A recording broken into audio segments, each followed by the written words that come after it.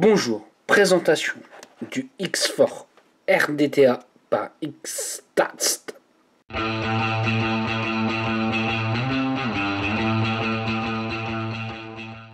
Donc je vous avais déjà présenté un petit atomiseur de la même marque et on va voir celui-ci exactement qu'est-ce qui va changer.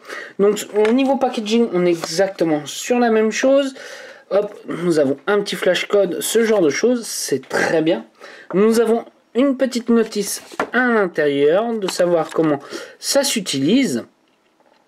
Donc c'est un 3 coils d'une capacité de 4 ml. On va aller voir surtout les dimensions, ce genre de choses, qu'on va voir ça ensemble. Donc nous avons le petit sachet de coton qu'ils avaient fourni. Nous avons 3 coils fournis avec. Toujours un beau set de joints de O-ring pour remplacer entièrement. Nous avons une petite clé à laine. Nous avons un Pyrex de remplacement. Et nous avons la bête. Oula, attention, là, on est sur du costaud vis-à-vis de la grandeur. Ça ne sera pas forcément pour tout le monde vis-à-vis de la grandeur de cet atomiseur, puisque nous faisons exactement, hop, 28 mm de diamètre. Ouais, voilà. C'est un beau bestiau. Vis-à-vis des airflow, on reprend exactement la même version du X Combo. Donc un airflow par le bas, un airflow par le haut, mais par contre qui est juste monstrueux. Donc c'est un losange qui nous fait, allez, on va essayer de la prendre au mieux.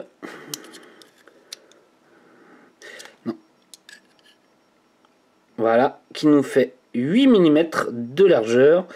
En hauteur, il nous fait 6 mm. On est juste sur un truc monstrueux vis-à-vis de l'airflow. Et puis, on va aller voir le haut du top cap. Nous avons un drip tip en ultime. Ça, c'est bien pensé. Parce que ça va être quelque chose qui risque de chauffer sûrement. Je commence à démonter un petit peu. Donc on va pouvoir voir que l'on va pouvoir régler les 3 airflows différents. On ne pourra pas le monter en simple ou double coil. C'est un petit peu dommage, je trouve. Hop, je continue de démonter un petit peu. Je continue à démonter un petit peu. Donc voilà la bague, hop, je mets sur le côté et voici le plateau de montage. Donc à chaque fois nous avons le positif et le négatif en haut et en bas. Vous allez me dire tout de suite comment on fait pour remplir ce genre de petite bébête. Et bien tout simplement, ils nous ont fait quelque chose d'assez ingénieux. Pour le remplir, nous allons le faire à ce niveau-là. On va appuyer, hop, on va remplir. Hop. Et là, on peut voir que le liquide descend à ce niveau-là. Alors, ils nous l'ont vraiment bien pensé, le système. Honnêtement, moi, le système de remplissage, j'apprécie particulièrement. Tout simplement, il faudra un petit flacon pipette. Vous appuyez, hop, et vous appuyez sur votre flacon après, et ça va remplir tout seul. Je trouve ça, franchement, très bien pensé vis-à-vis de l'airflow. Enfin, du remplissage. Voilà. Allez, je vais monter un petit peu la bête. Je coupe 2 petites secondes et on va voir ce que ça va donner avec les 3 coils. Donc j'ai installé mes 3 coils. Comme on peut voir, ils se positionnent tout de suite sur l'airflow du bas. Est-ce que c'est difficile en montage? Non, pas du tout. Faut savoir que chaque coil est bien séparé à chaque fois de chaque vis. Donc en plus la vis du haut, à chaque fois on verra la tige en haut et la tige en bas qui se coupera facilement à chaque fois. Niveau montage, non, il n'y a rien de compliqué. Honnêtement, il n'y a vraiment rien de compliqué. Comme on peut voir, j'ai vraiment bien mes 3 coils qui chauffent en même temps. Voilà, hop, voilà, j'ai bien mes 3 coils qui chauffent en même temps.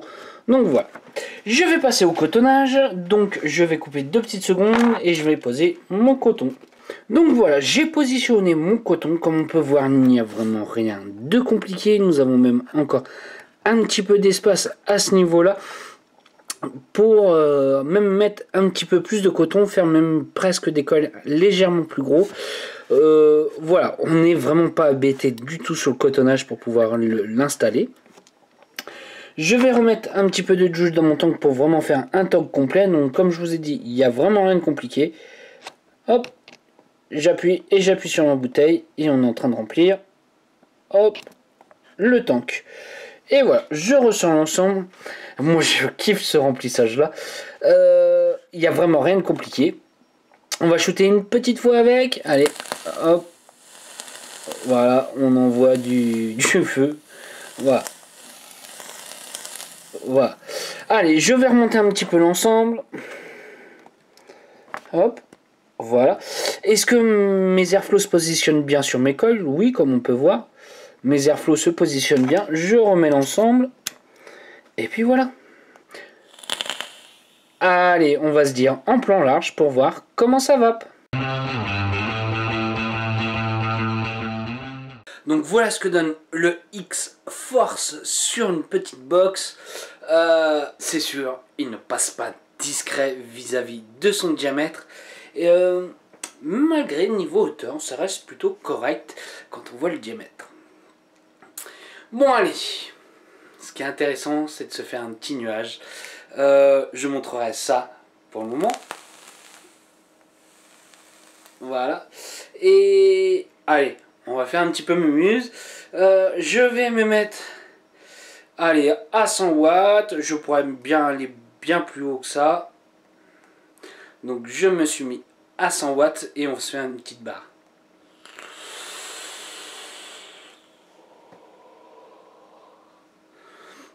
Voilà, désolé, on me voit plus du tout. Ouais, voilà, c'est le lato Clutch Chasing à mort. Voilà, c'est un plaisir. Il y en a qui aiment, il y en a qui aiment pas.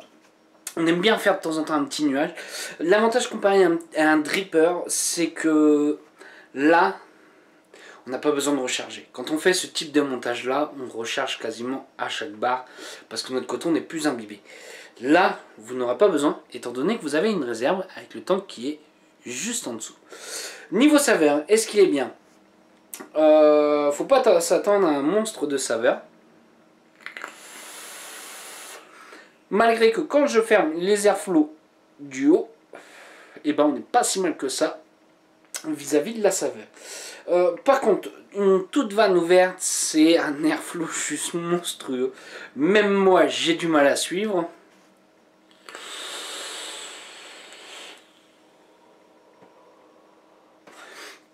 Voilà, même moi j'ai du mal à suivre. Est-ce que je le recommanderais? Oui, pourquoi pas? Pourquoi pas pour les amateurs de nuages.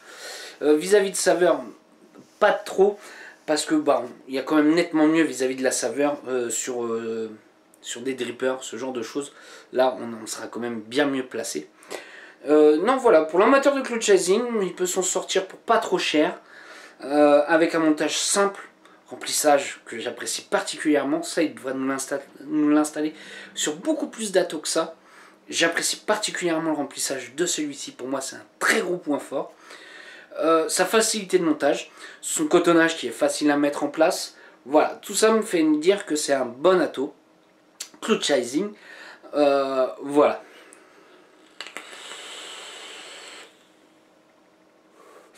On va en all day ou quoi que ce soit. Est-ce que c'est intéressant?